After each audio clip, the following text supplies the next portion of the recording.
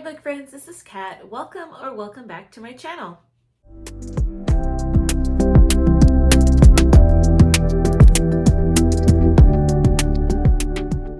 So today I'm going to combine two tags for this video. I'm going to do the library lovers book tag and the quarter year tag. So I was tagged by Tay for the library book tag, and I'm going to go ahead and do that one first, and then I'm going to jump in to the quarter year crisis tag. And I'm actually not going to use the original questions. I'm going to use Jane Reed's questions because I saw her video and then I saw Tay's video and I liked the questions. It was a little bit different from the original quarter year crisis tag. So I will put everything down in the description box below, including the questions. So if you want to do these tags later on, you will have the information. So let's go ahead and get started. Now, I am excited about doing this library tag because today's Thursday. So on Saturday, my library is having a grand opening of the new library. This has been anticipated for about a year already, and it was on my calendar, and I'm marking it down because I'm so stoked about this new library. It's going to be 2 stories, maybe 3, but it has trails, it has like a play area outside. Indoors, there's a child's area, there is like a balcony with some seats, there's going to be a historical archive area on the lower floor, and I think there's going to be like little coffee bar area on the lower floor. We're just so super stoked. It has just been anticipated because it was supposed to open before spring break and kind of got pushed, and so that's where I'm going to be in the summer every day probably. So I'm just so excited about it. So enough of that, let's go ahead and look at the questions. So question 1 says, how often do you visit your local library? Well, I kind of summed it up there. I would visit my local library at least once a week, if not more.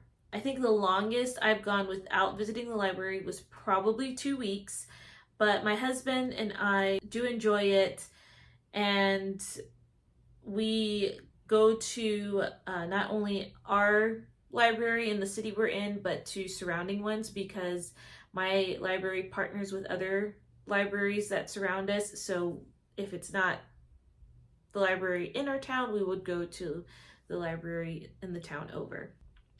2, are you the type of person who checks out more books than you can read, or are you someone who only checks out the exact amount of books you intend on reading before they are due? So I am the type of person who will check out the exact amount that I want to read, but sometimes I don't get through all of them. I do play a TBR game, and most of the books in the game I do select is from the library, just because I don't buy a lot of books and I really like to utilize my library. 3, how old were you when you got your first library card? I don't remember. I'm assuming it's by the time I found out what a library card was, and that was through my school because we had a school's library. And the earliest I can remember is probably 3rd grade. I was really into science at the time, so I would check out books about the planets, and I did enjoy some mystery when I was younger as well. So some common books were Boxcar Children, and then in 4th grade I got into more like Jenny B. Jones, the Ramona books, Ramona and Beezus, and so I would say like 3rd grade is probably my earliest memory. Number 5, do you use your library to check out just books, or do you also check out DVDs, audiobooks, etc.? My husband and I will check out DVDs sometimes from the library. We, instead of buying movies online, a lot of the times the library has it. And some of the newer ones too. So that's pretty cool that the library has like the newer movies. Audiobooks I do through Hoopla on the Hoopla app. I have though done the DVDs before, but one of my cars has a DVD player and the other one doesn't. Number 6. From what selection of your library do you check out a majority of your books? YA, middle grade, adult, nonfiction, etc.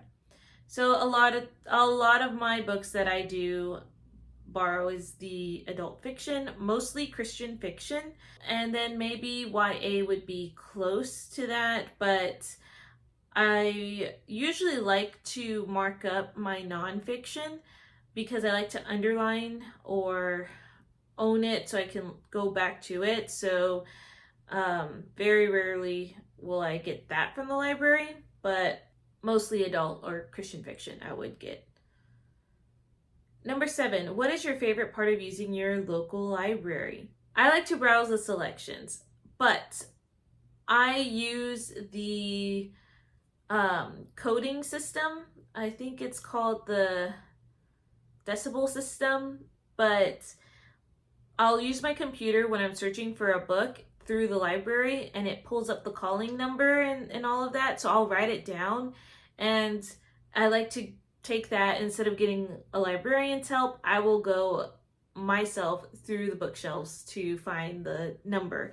And I like to do that with my husband as well. So it's kind of like a mini scavenger hunt. But that's probably my favorite part to do. It's kind of weird, but that's always enjoyable. In addition to that, I also just like to browse the shelves. So even though it takes me a quick time to find my book, I like to look through at all the colorful spines and all like the pretty covers, and those are usually fun. Okay, so that was the library lovers book tag, and I am going to switch on over to the quarter 1 reading goals tag. I think it's what it's called. So number 1, it says, review each goal and discuss how you are doing. I didn't do a lot of reading goals this year. I know previous years I had more, but here's my reading journal. It was gifted to me by my sister when she found out that I was enjoying doing YouTube and how I would review books, and so she gifted me this and I made it my own. I have like a brief setup on my other channel, my journaling channel.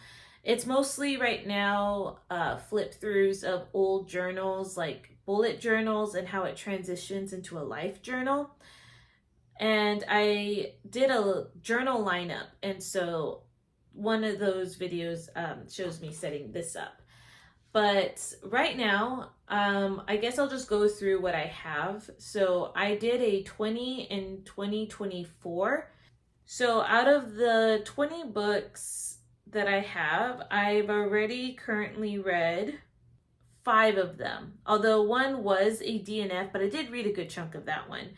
But I've only scratched 5 off the list. So I have 15 more to go.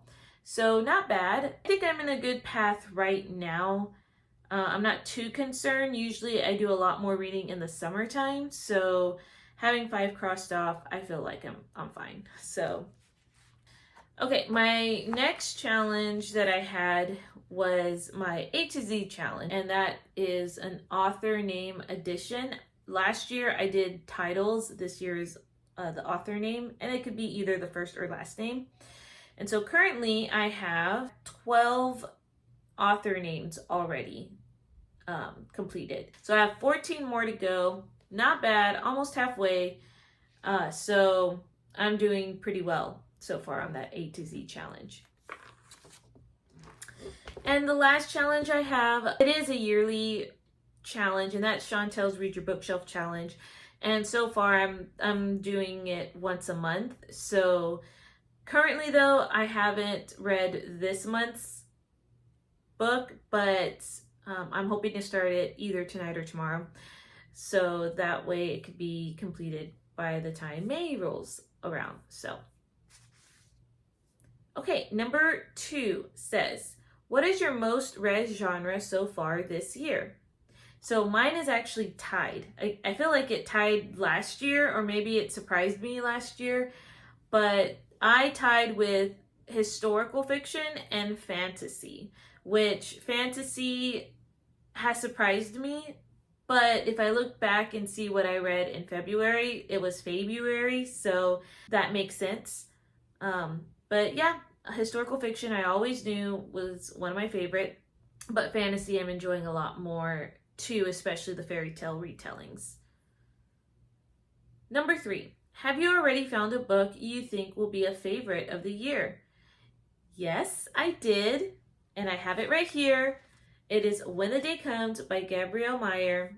I think this is on par with being one of my favorite, though it almost got beat out with a book that I did finish reading, I think it was yesterday or 2 days ago. But I think ultimately this one I might like a little better. So we will see, because Tessa Afshar is also coming out with a new book. And I haven't read the one that came out in November. I haven't gotten around to buy that one yet. But now she's coming out with another one. So we'll see. Number 4, least favorite book read so far. If we're not counting DNFs, then I will go with one of my 1.5 star read, and that was Once Upon a Marigold. I read that back in February, and it's part of my wrap up. I thought it was cute, a cute premise, and then it really went downhill after probably the halfway point. So that was my least favorite. I did DNF 6 books, and out of the 6 books, there was one that I really did not like, and that was Confessions of an Ugly Stepsister. And so I guess I could count that too for like a least favorite, if we count DNFs. Number 5, is there a book that has already been released this year that you want to read but haven't yet? Yes, I will say that Sarah Sundin's book, Embers in the London Sky, I have heard nothing but great things about. And I need to read more from her, so I'll try to make that a priority. 6, what is your most anticipated book coming out later this year? So I mentioned Tessa Afshar's book that's coming out in November, and that is Queen's Cook, and this is going to be a story based in the biblical time of Queen Esther. So I am anticipating that because I've read every single one of her book with the exception of The Peasant King, which again, I'm going to have to buy that soon. But of course, I had to pick another book for this question because another book is releasing that I am excited to read, and that is For a Lifetime by Gabrielle Meyer. Now, this is the 3rd book, and I haven't even read the 2nd book yet, but again, I'm hearing nothing but great things. And the 2nd book, I'm hoping to get my hands on next month. We shall see. But I'm already anticipating this 3rd one that it's coming out as well, because I would like to own all of these. So, last one is number 7. Share a new to you booktuber you recommend. So there are quite a few new to me booktubers, and a lot more that I have started to watch. So I'm just going to name the first 2 that they were new to me this year. I think they were all this year, maybe like late last year I found them. But one of them is Morgan at Morgan's Endless Bookshelf, and she's great. She comments all the time. I do like seeing what she has read and her straightforwardness. She is to the point person, and so she always is very direct with her thoughts, and I appreciate that from her too. And the next person I want to mention is Alma from Alma's Book Journey. And I actually saw her first on Bookstagram.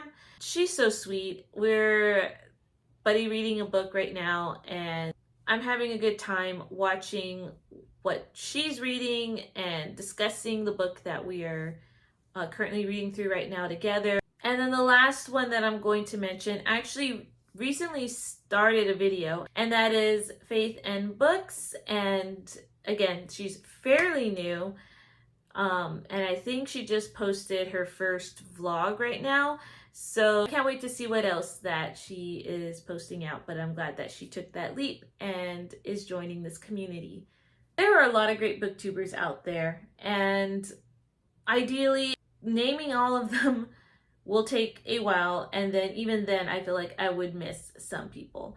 But I'm just going to pick these three because these are people who I have recently found, but I limit myself to three. So, all right. So that is my video, and I know I kind of went a little fast. I was trying to get 2 of these put in here and not have a super long video. But again, if you want to do it, go ahead and consider this you being tagged. If you want to answer some of these below, feel free to do so. And if there is a book that you are anticipating coming out, I would also love to know. I would love to add more to my ever-growing TBR list. Have a great rest of your day, and I will see you guys in another video. Bye, guys.